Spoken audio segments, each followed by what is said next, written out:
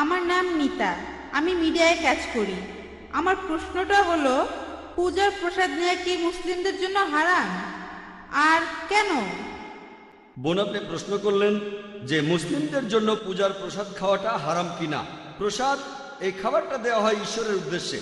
হিন্দুরা বিভিন্ন মূর্তির উদ্দেশ্যে প্রসাদ দেয়। পবিত্র কোরআনে মোট 4 জায়গায় উল্লেখ করা হয়েছে। সূরা বাকারার 173 নম্বর আয়াতে উল্লেখ করা হয়েছে, সূরা মাইদার 3 নম্বর আয়াতে উল্লেখ আছে, সূরা আনামের 145 নম্বর আয়াতে উল্লেখ করা হয়েছে, এছাড়াও সূরা নাহলের 115 নম্বর আয়াতে উল্লেখ করা হয়েছে। حرمت عليكم الميتة والدم ولحم الخنزير وما أهل لغير الله به। তোমাদের জন্য হারাম করা হয়েছে মৃত জন্তু, রক্ত, শূকরের মাংস খাওয়া, আর যে পশু জবাই করার সময় আল্লাহ ব্যতীত অন্য কারো নাম নেওয়া হয়েছে। তাহলে যে পশু জবাইকালে আল্লাহ ছাড়া অন্য কারো নাম নেওয়া হয় সেটা আমাদের জন্য হারাম। আর এই কারণেই পূজার প্রসাদ নিয়ে খাওয়া এটা হারাম ইসলামে। আপনি বেদেও দেখবেন, বেদের কথা বলছে, কারণ বেদ পরিষ্কারভাবেই বলেছে, নাদাস্তি প্রতিমা আস্তি, মহান স্রষ্টার কোনো প্রতিমূর্তি নেই, তার কোনো ছবি নেই, তার কোনো মূর্তি নেই, কোনো ভাস্কর্য নেই, কোনো ফটোগ্রাফ নেই, কোনো পেইন্টিং নেই। তাহলে বেদ অনুযায়ী ঈশ্বরকে খাবার নিবেদন করা নিষিদ্ধ। তাহলে দেখছেন যে বেদও এর বিরুদ্ধে কথা বলছে, এটা ভুল। মূর্তির উদ্দেশ্যে খাবার দেওয়াটা ভুল।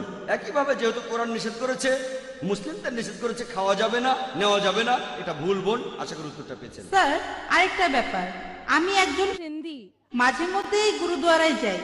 গুরুদুয়ারাতে কোনো মূর্তি নেই, মূর্তি পূজা হয় না। গুরুদুয়ারাতেও প্রসাদ বিলানো হয়, এটাকে বলে কানা প্রসাদ। এই প্রসাদও খাওয়া যাবে না, এরকম করার কারণটা কি? সুন্দর প্রশ্ন এই প্রসাদ করেছেন। তো কোনো মূর্তির উদ্দেশ্যে না। হ্যাঁ, ঠিক। বোন, আমি আপনাদের গুরু গ্রন্থের একজন ছাত্র।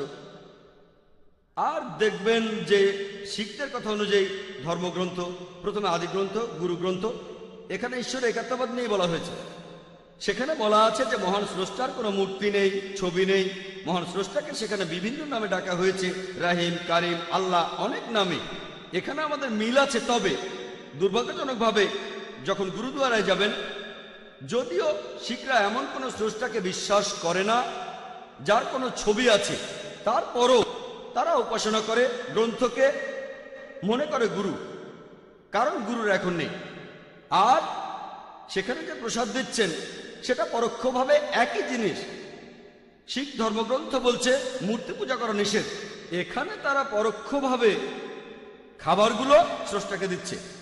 আর এমনকি গুরু গ্রন্থ বলছে স্রষ্টার খাওয়ার প্রয়োজন হয় না। তাহলে আপনারা স্রষ্টার সামনে কেন খাবার দিচ্ছেন? পবিত্র কোরআনে সূরা আনামের 14 নম্বর আয়াতে বলা হয়েছে, আল্লাহ সবাইকে খাওয়ান।